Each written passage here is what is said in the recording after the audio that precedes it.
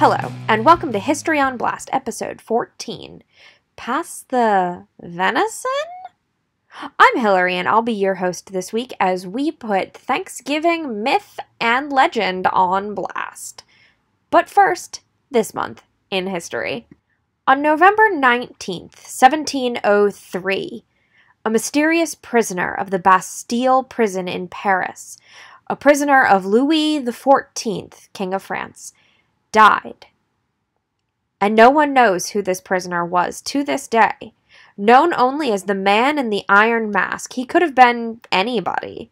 According to some legends, he was a count who had double-crossed the king, and other stories said he was the brother of the king who was meant to be king himself. His true identity was never determined and has been the cause of a lot of intrigue throughout the years, and was celebrated famously in The Viscount Bragelonne by Alexandre Dumas, which most of us know as The Man in the Iron Mask. Okay, so now it's time to dish on Thanksgiving. So, for starters, what do we know about Thanksgiving?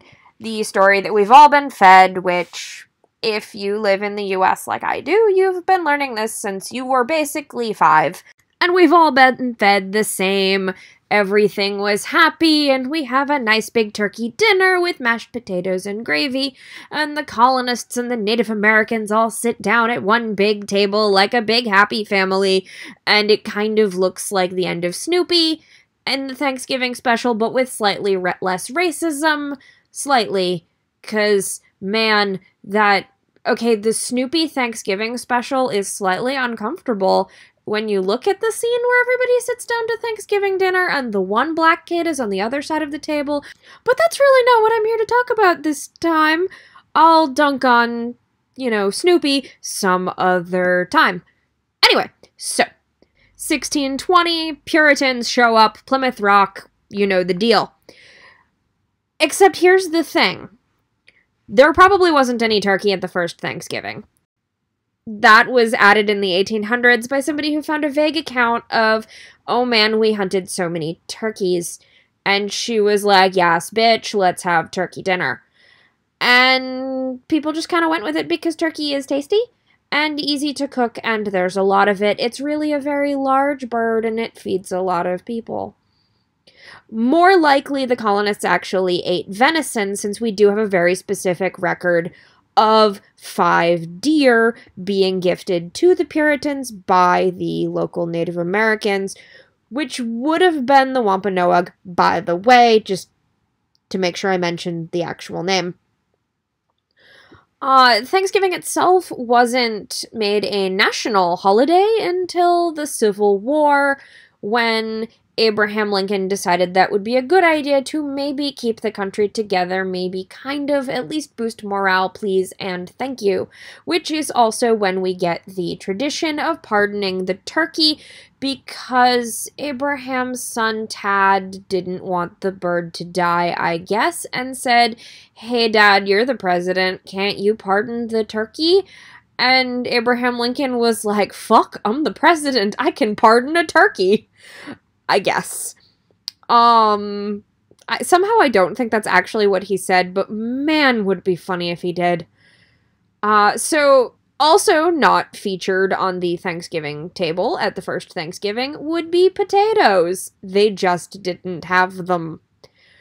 Honestly, they didn't even really have ovens set up in 1620, but that's neither here nor there, because the actual quote-unquote first Thanksgiving was much later. By that point, they already had, like, a functioning town, and that depends on whether you're attributing it to that first dinner or the thing that they actually historically called a Thanksgiving, because, by the way, spoilers, the Pilgrims didn't actually call that first big dinner that we all picture when we think Thanksgiving, Thanksgiving. A Thanksgiving to them had a very specific religious connotation, and it was a day of prayer and celebration, and as opposed to our quintessential image of quote-unquote Thanksgiving, which is a harvest feast when you have, you've brought in the harvest, you have all of this excess, so you celebrate with a really big meal. All right. Now, here's the part where I am going to blow your fucking mind. So, from the 1600s on through the 1830s, Thanksgiving kind of existed sort of as a New England-centric tradition because, I mean, that's kind of where Plymouth is, and really, we were very good at being Puritans for a very long time up here. We're still getting over it, it's a problem. But anyway, so for that period of time, Thanksgiving was a very New England-centric holiday, and there was no turkey still. Turkey comes later, and it's very much still a religious celebration with some overtones of Harvest Feast.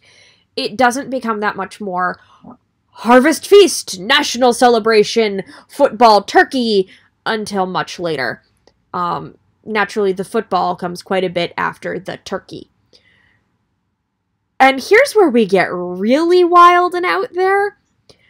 The 1620 maybe Thanksgiving Harvest Feast with no turkey and no potatoes wasn't even the first Thanksgiving or feast by white people in North America anyway. So it may not matter whether or not that one or the one that happened a couple years later that they actually called a Thanksgiving, it may not matter which one of those was the first Thanksgiving, because the first actual bunch of white people sit down with local natives and have a big happy harvest feast of, oh man, I'm so happy we survived the Atlantic, that was awful, was actually in St. Augustine, Florida on September 8th in 1565, and was the Spaniards. So, and I mean, they're Catholic, they're not even like Puritans, which may be why they got ignored for a very long time, because for a long time in, American history was very, very Protestant. I'm looking at you, Puritans, you caused this, you did.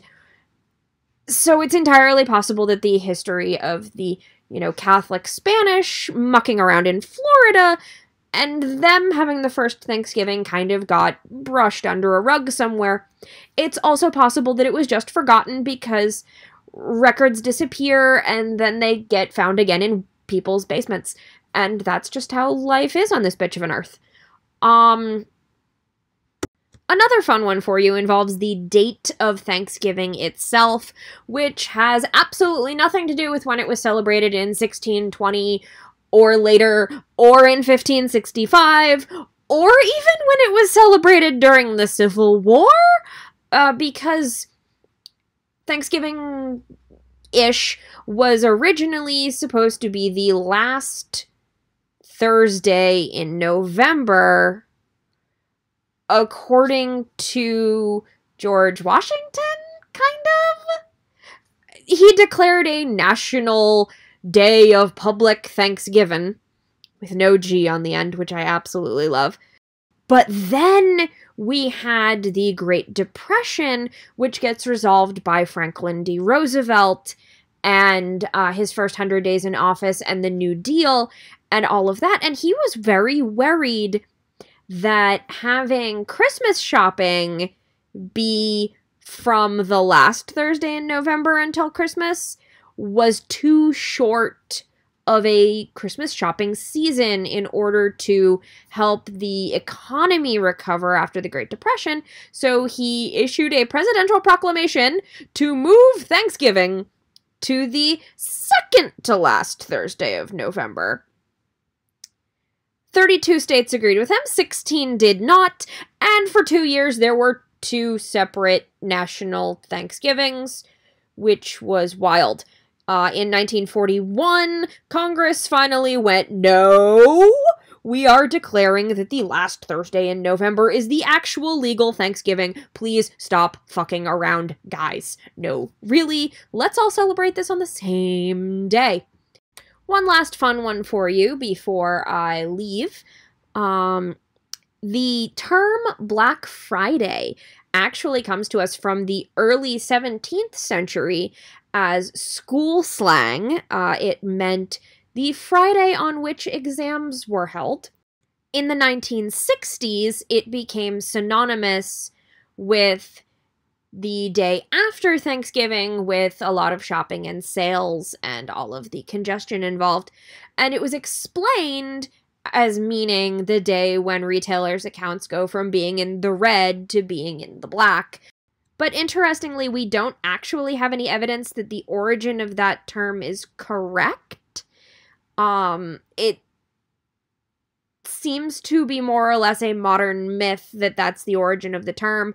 It could actually connect back to the 1869 attempt by a bunch of speculators in the U.S. gold market to create a monopoly, and then that ended up causing a panic in the stock market. But we're not really sure. Either way, it's kind of awful, but I guess it's a thing that we do now. So, that's a quick rundown of some things about Thanksgiving that are just wildly wrong, without actually getting into the blatant and awful stereotyping and racism of active and living cultures. But that would be a whole episode. That would be a whole year of episodes if I really wanted to get into that, which I probably will eventually. But when I do, I'm going to try to get a subject matter expert because I am as white as mayonnaise. So I guess that's going to be our episode for this week. As always, thank you for listening. If you have any comments, questions, clarifications, feedback, corrections, suggestions for an episode, anything, feel free to contact me on Twitter at historyonblast, or you can get me an email at historyonblast@gmail.com. Don't forget to rate and review the show on iTunes, no matter where you're listening. iTunes reviews are the best way, other than your word of mouth, to make sure that other people can find the show. As always, thank you to Defy Them All for the use of their song Keeper of Histories for the intro and outro of our program. And as always, thank you.